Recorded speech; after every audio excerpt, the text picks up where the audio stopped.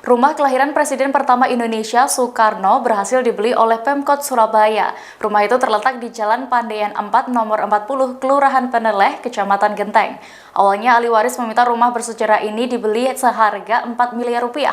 Namun setelah 7 tahun Pemkot berusaha memiliki rumah bersejarah itu, akhirnya Pemkot Surabaya pun membeli rumah kelahiran Soekarno seharga 2 miliar rupiah untuk dijadikan cagar budaya. Sebelumnya, rumah yang masih utuh itu ditempati keluarga Jamilah dan Mas Niah. Di rumah kecil itulah sang proklamator pendiri bangsa ini dilahirkan. Namun, berkat kesabaran dan ketelatenan Pemkot, rumah berukuran sekitar 5 kali 15 meter penuh nilai histori ini berhasil dibeli. Kepala Dinas Pengelolaan Bangunan dan Tanah atau DPBT Kota Surabaya, Maria Ekawati Rahayu, pada Minggu 3 Januari 2021 mengatakan butuh waktu 7 tahun untuk mendekati sang ahli waris. Hasil pembicaraan dengan ahli waris yang menempati rumah, keluarga meminta waktu hingga akhir Januari ini untuk mempersiapkan diri.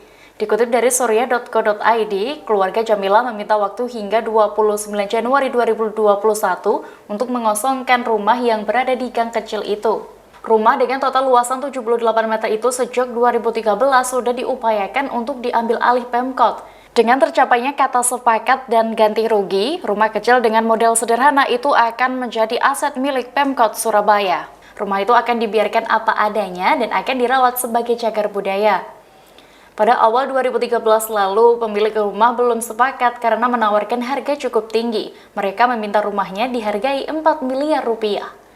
Proses negosiasi lepasan bangunan cagar budaya itu terus dilakukan.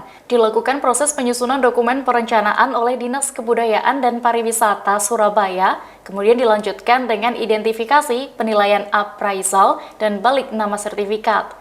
Beberapa waktu lalu, proses pelepasan hak atas tanah dan bangunan di Jalan Pandaian 4 nomor 40 Surabaya itu pun dilakukan Pemkot bersama ahli waris serta didampingi tim dari Kejaksaan Negeri Surabaya di hadapan notaris.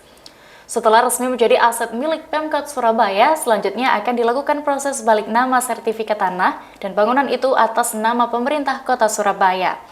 Nantinya sertifikat cagar budaya seluas 78 meter persegi itu akan dibalik nama menjadi Pemkot Surabaya.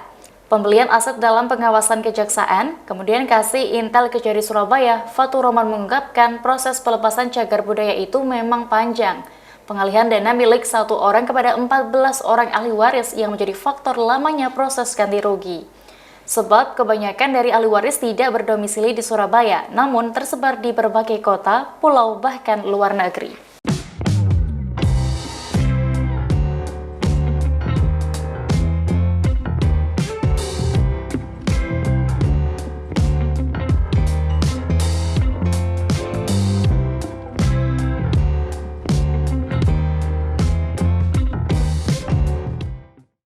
Karena ini sudah menjadi sejarah kelahiran Bung Karno dan memang harus diambil alih dengan negara, kami sekeluarga merasa legowo dan ikhlas untuk melepaskannya.